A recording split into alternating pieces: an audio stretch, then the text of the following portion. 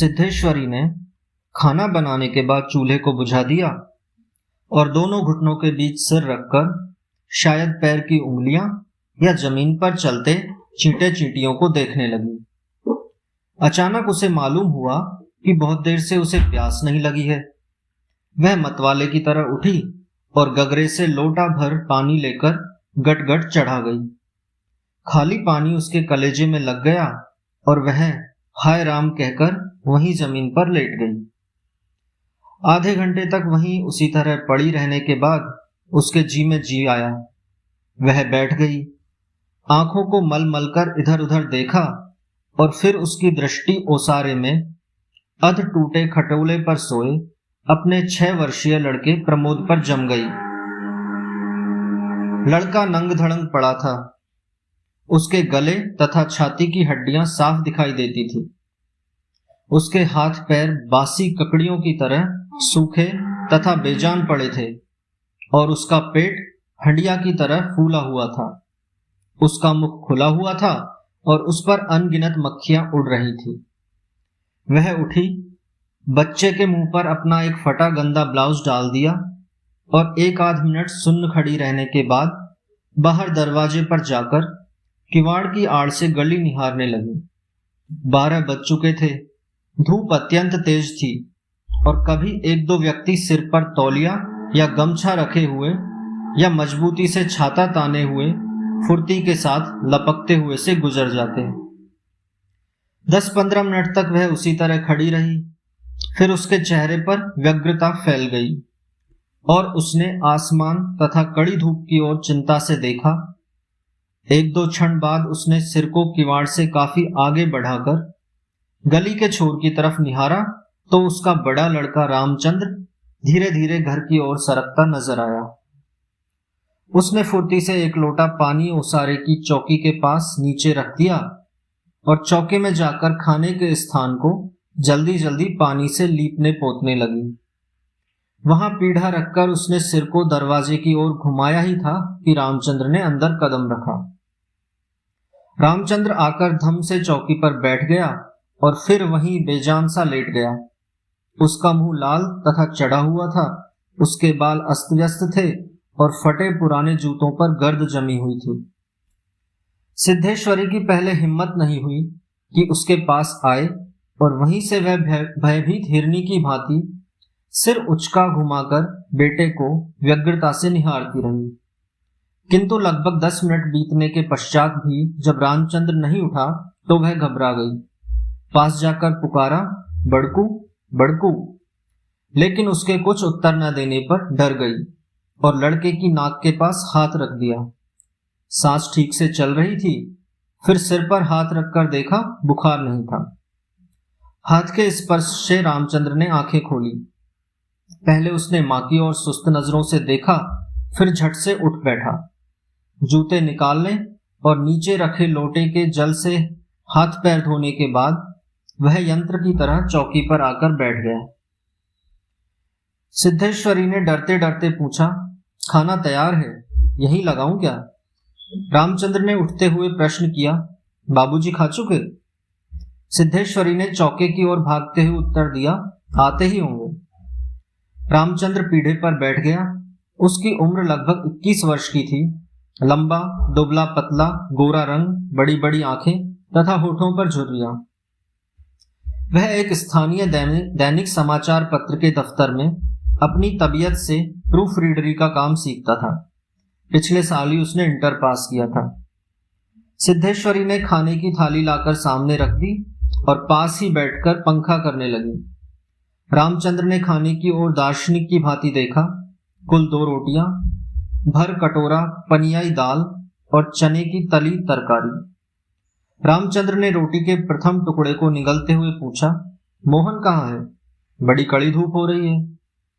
मोहन सिद्धेश्वरी का मंझला लड़का था। उम्र 18 वर्ष की थी और वह इस साल हाई स्कूल का प्राइवेट इम्तिहान देने की तैयारी कर रहा था। वह न मालूम कब से घर से गायब था और सिद्धेश्वरी को स्वयं पता नहीं था कि वह कहाँ गया है।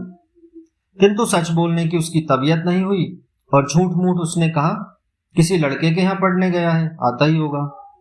दिमाग उसका बड़ा तेज है और उसकी तबीयत 24 घंटे पढ़ने में ही लगी रहती है। हमेशा उसी की बात करता रहता है। रामचंद्र ने कुछ नहीं कहा। एक टुकड़ा मुंह में रखकर भरा गिलास पानी पी गया, फिर खाने लग गया। वह काफी छोटे छोटे टुकड़े तोड़कर उन्हें धीरे धीरे चबा रहा था। सिद्धेश्वरी भय तथा आतंक से अपने बेटे को एकटक निहार रही थी। कुछ क्षण बीतने के बाद डरते डरते उसने पूछा, वहां कुछ हुआ क्या? रामचंद्र ने अपनी बड़ी बड़ी भावहीन आंखों से अपनी मां को देखा, फिर सिर नीचा करके कुछ रुखाई से बोला, समय आने पर सब ठीक हो जाएगा। सिद्धेश्वरी चुप रही। धूप और तेज होती जा रही थी। छोटे आंगन के ऊपर आसमान में बादल में एक दो टुकड़े पाल की नावों की तरह तैर रहे थे। बाहर की गली से गुजरते हुए एक खड़खड़िया इक्के की आवाज आ रही थी और खटोले पर सोए बालक की सांस का खरखर शब्द सुनाई दे रहा था।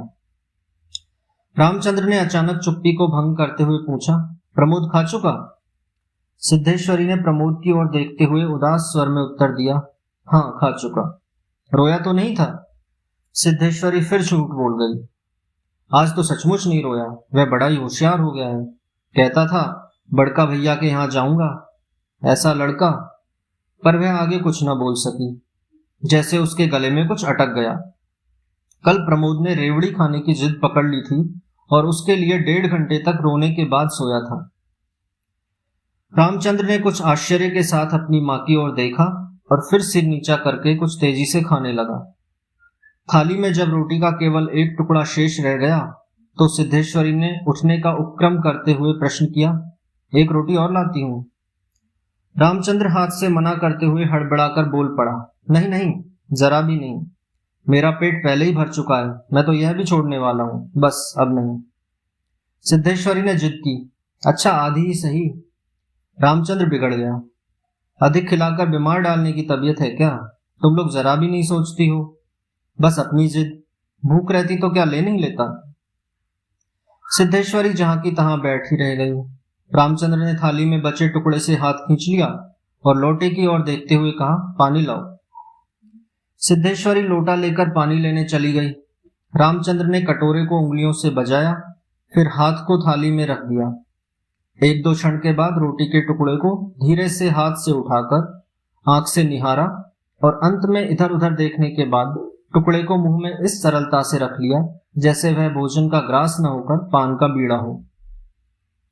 मंझला लड़का मोहन आते ही हाथ पैर धोकर पीढ़े पर बैठ गया। वह कुछ सांवला था और उसकी आंखें छोटी थी। उसके चेहरे पर चेचक के दाग थे। वह अपने भाई की ही तरह दुबला पतला था, किंतु उतना लंबा न था। वह उम्र की अपेक्षा कहीं अधिक गंभीर और उदास दिखाई पड़ रहा था। सिद्धेश्वरी ने उसके सामने थाली रखते हुए प्रश्न किया, कहाँ रह गए थे बेटा? भैया पूछ रहा था। मोहन ने रोटी के एक बड़े ग्रास को निगलने की कोशिश करते हुए अस्वाभाविक मोटे स्वर में जवाब दिया, कहीं तो नहीं गया था, यहीं पर था। सिद्धेश्वरी वहीं बैठकर पंखा डुलाती हुई इस तरह बोली जैसे स्वप्न में बड़बड़ा रही हो। बड़का तुम्हारी बड़ी तारीफ कर रहा था, कह रहा था मोहन बड़ा दिमागी होगा, उसकी तबीयत 24 घंटे पढ़ने में ही लगी रहती है। यह कहकर उसने अपने मंझले लड़के की ओर इस तरह देखा जैसे उसने कोई चोरी की हो।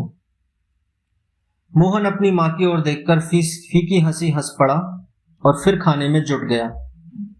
वह परोसी गई 2 रोटियों में से एक रोटी कटोरे की 3/4 दाल तथा अधिकांश तरकारी साफ कर चुका था। सिद्धेश्वरी की समझ में नहीं आया कि वह क्या करे। इन दोनों लड़कों से उसे बहुत डर लगता था। अचानक उसकी आंखें भर आई, वह दूसरी ओर देखने लगी।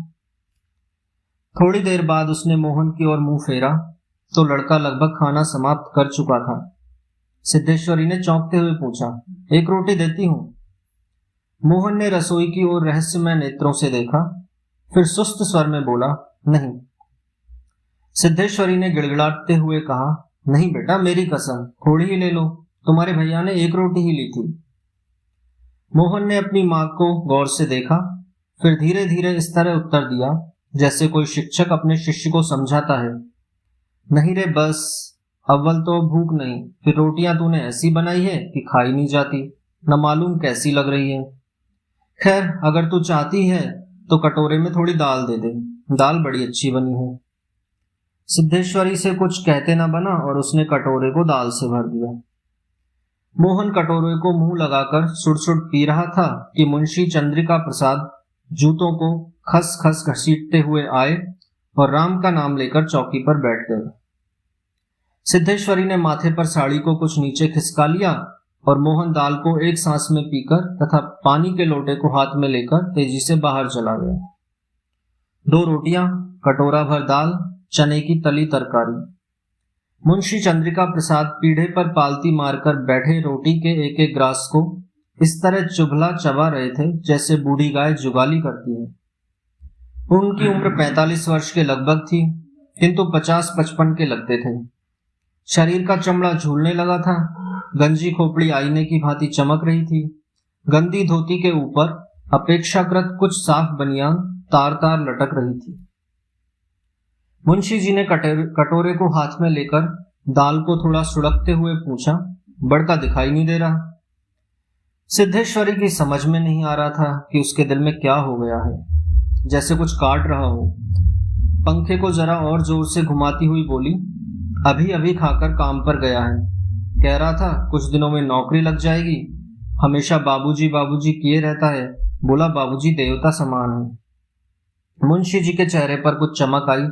शर्माते हुए पूछा, हैं क्या कहता था कि बाबूजी देवता के समान है? बड़ा पागल है। सिद्धेश्वरी पर जैसे नशा चढ़ गया था, उन्माद की रोगिणी की भांति बड़बड़ाने लगी। पागल नहीं है, बड़ा होशियार है, उस जमाने का कोई महात्मा है। मोहन तो उसकी बड़ी इज्जत करता है। आज कह रहा था कि भैया की शहर में बड़ी इज्जत होती है, पढ़ने लिखने वालों में बड़ा आदर होता है और बड़का तो छोटे भाइयों पर जान देता है। दुनिया में वह सब कुछ सह सकता है, पर यह नहीं देख सकता कि उसके प्रमोद को कुछ हो जाए। मुंशी जी दाल लगे हाथ को चाट रहे थे। उन्होंने सामने की ताक की ओर देखते हुए हंसकर कहा, बड़का तो दिमाग तो खैर काफी तेज है, वैसे लड़कपन में नटखट भी था, हमेशा खेल कूद में लगा रहता था।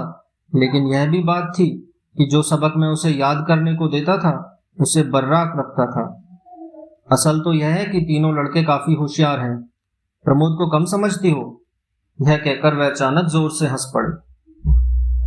मुंशी जी 1.5 रोटी खा चुकने के बाद एक ग्लास से युद्ध कर रहे थे। कठिनाई होने पर एक गिलास पानी चढ़ा गए, फिर खरखर खांसकर खाने लगे। फिर चुप्पी छा गई। दूर से किसी आटे की चक्की की पुक पुक आवाज सुनाई दे रही थी और पास की नीम के पेड़ पर बैठा कोई पंडुक लगातार बोल रहा था। सिद्धेश्वरी की समझ में नहीं आ रहा था कि क्या कहे। वह चाहती थी कि सभी चीजें ठीक से पूछ ले, सभी चीजें ठीक से जान ले और दुनिया की हर चीज पर पहले की तरह धड़ल्ले से बात करे, पर उसकी हिम्मत नहीं होती थी। उसके दिल में जाने कैसा भय समाया हुआ था। अब मुंशी जी इस तरह चुपचाप दुबके हुए खा रहे थे जैसे पिछले 2 दिनों से मौन व्रत धारण कर रखा हो और उसको कहीं जाकर आज शाम को तोड़ने वाले हों। सिद्धेश्वरी से जैसे रहा नहीं गया। बोली, मालूम होता है अब बारिश नहीं होगी। मुंशी जी ने एक क्षण के लिए इधर उधर देखा, फिर निर्विकार स्वर में राय दी, मक्खियां बहुत हो गई हैं। सिद्धेश्वरी ने उत्सुकता प्रकट की, फूफा जी बीमार हैं, कोई समाचार नहीं आया? मुंशी जी ने चने के दानों की ओर इस दिलचस्पी से दृष्टिपात किया जैसे उनसे बातचीत करने वाले हों। फिर सूचना दी, गंगा शरण बाबू की लड़की की शादी तय हो गई है, लड़का एमए पास है। सिद्धेश्वरी हठात चुप हो गई। मुंशी जी भी आगे कुछ नहीं बोले। उनका खाना समाप्त हो गया था और वे थाली में बचे खुचे दोनों को बंदर की तरह बीन रहे थे। सिद्धेश्वरी ने पूछा, बड़का की कसम 1 रोटी देती हूँ, अभी बहुत सी है। मुंशी जी ने पत्नी की ओर अपराधी के समान तथा रसोई की ओर कनखी से देखा। तत्पश्चात किसी छठे उस्ताद की भांति बोले, रोटी रहने दो, पेट काफी भर चुका है। अन्न और नमकीन चीजों से तबीयत ऊब भी गई है, तुमने व्यर्थ में कसम धरा दी। खैर, कसम रखने के लिए ले रहा हूं, गुड़ होगा क्या? सिद्धेश्वरी ने बताया कि हंडिया में थोड़ा सा गुड़ है। मुंशी जी ने उत्साह के साथ कहा, तो थोड़े गुड़ का ठंडा रस बनाओ, पीऊंगा। तुम्हारी कसम भी रह जाएगी, जायका भी बदल जाएगा, साथ ही साथ हाजमा भी दुरुस्त होगा। हाँ, रोटी खाते खाते नाक में दम आ गया है।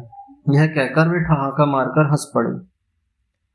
मुंशी जी के निपटने के पश्चात सिद्धेश्वरी उनकी जूठी थाली लेकर चौके की जमीन पर बैठ गई। बटलोई की दाल को कटोरे में उंडेल दिया, पर वह पूरा भरा नहीं। छिपुले में थोड़ी सी चने की तरकारी बची थी, उसे पास खींच लिया। रोटियों की थाली को भी उसने पास खींच लिया। उसमें केवल एक रोटी बची थी, मोटी भद्दी और जली। उस रोटी को वह जूठी थाली में रखने जा रही थी कि अचानक उसका ध्यान ओसारे में सोए प्रमोद की ओर आकर्षित हो गया। उसने लड़के को कुछ देर तक एकटक देखा, फिर रोटी को 2 बराबर टुकड़ों में विभाजित कर दिया। एक टुकड़े को तो अलग रख दिया और दूसरे टुकड़े को अपनी जूठी थाली में रख लिया। तदुपरांत एक लोटा पानी लेकर खाने बैठ गई। उसने पहला ग्रास मुंह में रखा और तब न मालूम कहां से उसकी आंखों से टप टप आंसू चूने लगे। सारा घर मक्खियों से भन भन कर रहा था। आंगन की अलगनी पर एक गंदी साड़ी टंगी थी जिसमें पैबंद लगे हुए थे। दोनों बड़े लड़कों का कहीं पता नहीं था। बाहर की कोठरी में मुंशी जी औंधे मुंह होकर निश्चिंतता के साथ सो रहे थे, जैसे 1.5 महीने पूर्व मकान किराया नियंत्रण विभाग की क्लर्की से उनकी छटनी न हुई हो और शाम को उनको काम की तलाश में कहीं जाना न हो।